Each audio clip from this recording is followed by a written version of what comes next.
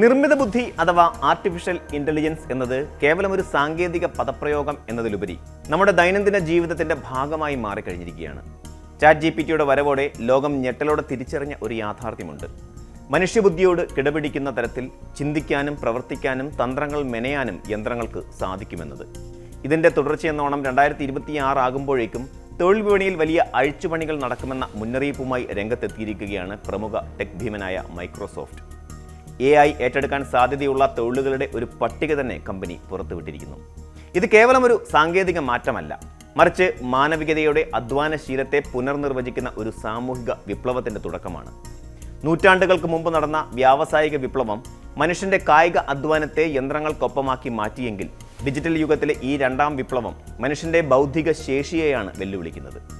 ലോകമെമ്പാടുമുള്ള തൊഴിലിടങ്ങളിൽ AI എപ്രകാരമാണ് പ്രവർത്തിക്കുന്നതെന്നും മനുഷ്യന്റെ ഇടപെടലുകൾ എത്രത്തോളം കുറയുന്നുവെന്നും സൂക്ഷ്മമായി നിരീക്ഷിച്ച ശേഷമാണ് മൈക്രോസോഫ്റ്റ് ഈ റിപ്പോർട്ട് തയ്യാറാക്കിയിരിക്കുന്നത്.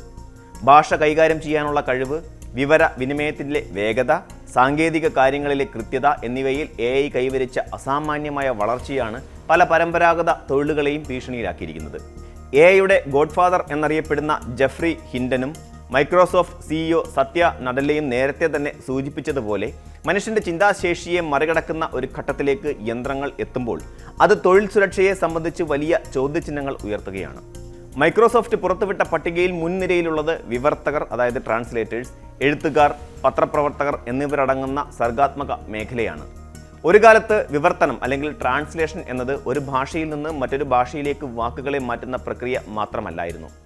അത് ആ ഭാഷയുടെ സംസ്കാരത്തെയും വികാരത്തെയും ഉൾക്കൊള്ളുന്ന ഒന്നായിരുന്നു.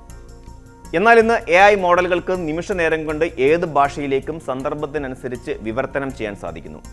ഇതുപോലെ തന്നെ വാർത്തകൾ റിപ്പോർട്ട് ചെയ്യുന്നതിലും ലേഖനങ്ങൾ എഴുതുന്നതിലും AI അതിൻ്റെ സാന്നിധ്യം അറിയിച്ചു കഴിഞ്ഞു. ഡേറ്റകൾ വിശകലനം ചെയ്ത് നിമിഷങ്ങൾക്കുള്ളിൽ വാർത്താക്കുറിപ്പുകൾ തയ്യാറാക്കാനും പ്രൂഫ് റീഡിംഗ് നടത്താനും AIക്ക് കഴിയുന്നത് പത്രപ്രവർത്തന രംഗത്തുള്ളവർക്ക് വലിയ വെല്ലുവിളിയാണ്. സേവന മേഖലയിലും AIയുടെ കടന്നുകയറ്റം ശക്തമാണ്. കസ്റ്റമർ സർവീസ് പ്രതിനിധികൾ, ടെലിഫോൺ ഓപ്പറേറ്റർമാർ, ട്രാവൽ ഏജന്റുമാർ എന്നിവരുടെ പണികൾ പലതും ഇന്ന് ഓട്ടോമേറ്റഡ് സിസ്റ്റങ്ങളിലേക്ക് മാറിക്കൊണ്ടിരിക്കുകയാണ്.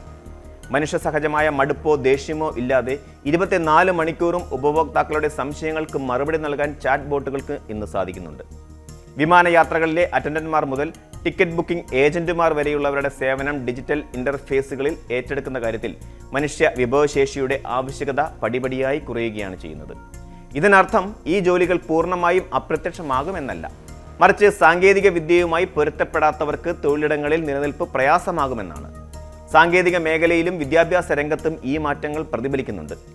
വെബ് ഡെവലപ്പർമാർ, ഡേറ്റ സയന്റിസ്റ്റുമാർ, അക്കൗണ്ടന്റുമാർ എന്നിവർ AIയുടെ വരവോടെ തങ്ങളുടെ തൊഴിൽ രീതി മാറ്റാൻ നിർബന്ധിതരാകും. സങ്കീർണമായ കോഡിങ്ങുകൾ AI തന്നെ എഴുതുകയും ഡേറ്റകൾ വിശകലനം ചെയ്ത് സാമ്പത്തിക ഉപദേശങ്ങൾ നൽകുകയും ചെയ്യുമ്പോൾ മനുഷ്യർക്ക് അവിടെ ചെയ്യാനുള്ളത് വെറും മേൽനോട്ടം മാത്രമായി ചുരുങ്ങുന്നു. കണക്കപ്പിള്ളമാരുടെയും അക്കൗണ്ടന്റ് ക്ലർക്കുമാരുടെയും സ്ഥാനത്ത് പിശകുകളില്ലാത്ത അൽഗോരിതങ്ങൾ സ്ഥാനം പിടിക്കുന്നു. വിദ്യാഭ്യാസ രംഗത്ത് ബിസിനസ്, ടീച്ചേഴ്സ്, ലൈബ്രറി സയൻസ്, അധ്യാപകർ തുടങ്ങിയവരും AIയുടെ ഭീഷണി നേരിടുന്നവരുടെ പട്ടികയിലുണ്ട്. വിവരങ്ങൾ വിരൽത്തുമ്പിൽ ലഭ്യമാകുന്ന കാലത്ത് അധ്യാപനം എന്നത് കേവലം അറിവ് പകരലിൽ നിന്നും കുട്ടികളെ ചിന്തിക്കാൻ പ്രേരിപ്പിക്കുന്ന ക്രിയേറ്റീവ് മെന്റർഷിപ്പിലേക്ക് മാറേണ്ടതുണ്ട്. വിപണന രംഗത്തും പരസ്യ മേഖലയിലും AI വലിയ മാറ്റങ്ങളാണ് കൊണ്ടുവരുന്നത്. സെയിൽസ് പ്രതിനിധികൾ, PR സ്പെഷ്യലിസ്റ്റുകൾ, മാർക്കറ്റ് റിസർച്ച് അനലിസ്റ്റുകൾ എന്നിവർക്ക് തങ്ങളുടെ പ്രവർത്തന ശൈലി പുതുക്കേണ്ടി വരും. ഉപഭോക്താക്കളുടെ താൽപ്പര്യങ്ങൾ തിരിച്ചറിഞ്ഞ് അവർക്ക് ആവശ്യമായ ഉൽപ്പന്നങ്ങൾ കൃത്യമായി എത്തിക്കാൻ ഡേറ്റ അനലിറ്റിക്സിന് സാധിക്കുന്നുണ്ട്. പ്രോഡക്റ്റ് പ്രൊമോട്ടർമാരുടെയും പരസ്യ ഏജന്റുമാരുടെയും പങ്ക് സോഷ്യൽ മീഡിയ അൽഗോരിതങ്ങൾ ഏറ്റെടുത്തു കഴിഞ്ഞു. എന്തിന്, ഫാഷൻ ലോകത്തെ മോഡലുകൾ പോലും AI സൃഷ്ടിക്കുന്ന വെർച്വൽ രൂപങ്ങൾക്ക് വഴിമാറിക്കൊണ്ടിരിക്കുകയാണ്. ഇത് കോടിക്കണക്കിന് രൂപയുടെ വിറ്റുവരവുള്ള വ്യവസായങ്ങളെയാണ് ബാധിക്കുന്നത്. AIയുടെ ഈ കുതിച്ചുചാട്ടം പലരിലും ആശങ്കയുണ്ടാക്കുന്നുണ്ടെങ്കിലും ഇതിനൊരു മറുവശം കൂടിയുണ്ട്.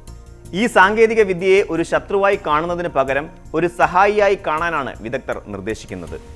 ഡേറ്റകൾ കൈകാര്യം ചെയ്യാനുള്ള AIയുടെ കഴിവിനെ പ്രയോജനപ്പെടുത്തിക്കൊണ്ട് മനുഷ്യർക്ക് തങ്ങളുടെ ക്രിയാത്മകമായ കഴിവുകൾ വർദ്ധിപ്പിക്കാൻ സാധിക്കും. ഉദാഹരണത്തിന്, ഒരു ഡോക്ടർക്ക് രോഗനിർണയത്തിനായി AIയെ ഉപയോഗിക്കാം. എന്നാൽ രോഗിയോട് കാരുണ്യത്തോടെ സംസാരിക്കാനും അവർക്ക് ആത്മവിശ്വാസം നൽകാനും മനുഷ്യനായ ഡോക്ടർക്ക് മാത്രമേ കഴിയൂ. ഇത്തരത്തിൽ ഹ്യൂമൻ ടച്ച് അഥവാ മനുഷ്യ സ്പർശം ആവശ്യമുള്ള മേഖലകളിൽ AIക്ക് പരിമിതികളുണ്ട്. 2026ലേക്കുള്ള ഈ യാത്രയിൽ നാം ചെയ്യേണ്ടത് സ്വയം നവീകരിക്കുക എന്നതാണ്. നിലവിലുള്ള കഴിവുകൾ തേച്ചു മിനുക്കുകയും പുതിയ സാങ്കേതിക വിദ്യകൾ പഠിച്ചെടുക്കുകയും ചെയ്യേണ്ടത് നിലനിൽപ്പിന്റെ ആവശ്യകതയാണ്. AI-ക്ക് ചെയ്യാൻ കഴിയാത്ത കാര്യങ്ങളായ വിമർശനാത്മക ചിന്ത, വൈകാരിക ബുദ്ധി, സങ്കീർണമായ പ്രശ്നപരിഹാര ശേഷി എന്നിവയിൽ നാം കൂടുതൽ ശ്രദ്ധ കേന്ദ്രീകരിക്കണം. മൈക്രോസോഫ്റ്റ് പുറത്തുവിട്ട പട്ടിക ഒരു അപായ സൂചനയല്ല, മറിച്ച് മാറുന്ന ലോകത്തിനനുസരിച്ച് മാറാൻ നമ്മെ പ്രേരിപ്പിക്കുന്ന ഒരു മാർഗരേഖയാണ്. യന്ത്രങ്ങൾ നമ്മെ കീഴടക്കുമെന്ന ഭയത്തേക്കാൾ യന്ത്രങ്ങളെ എങ്ങനെ നമ്മുടെ വളർച്ചയ്ക്കായി ഉപയോഗിക്കാം എന്ന ചിന്തയാകണം നമ്മെ നയിക്കേണ്ടത്. ഭാവിയിലെ തൊഴിലിടങ്ങൾ AI-യും മനുഷ്യനും കൈകോർത്ത് പ്രവർത്തിക്കുന്ന ഇടങ്ങളായിരിക്കും. അവിടെ സാങ്കേതിക വിദ്യയുടെ വേഗതയും മനുഷ്യന്റെ വിവേകവും വന്നു ചേരും.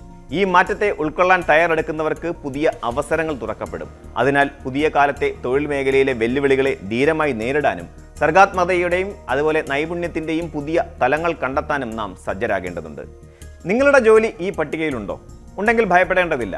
മറിച്ച് നിങ്ങളുടെ തൊഴിലിൽ എങ്ങനെ AI-യേക്കാൾ മികച്ച രീതിയിൽ മനുഷ്യത്വപരമായ ഇടപെടലുകൾ നടത്താമെന്ന് ചിന്തിച്ചു തുടങ്ങുക. മാറ്റങ്ങളെ ഉൾക്കൊള്ളുന്നവർക്ക് മാത്രമാണ് ചരിത്രം എപ്പോഴും വിജയം നൽകിയിട്ടുള്ളത്.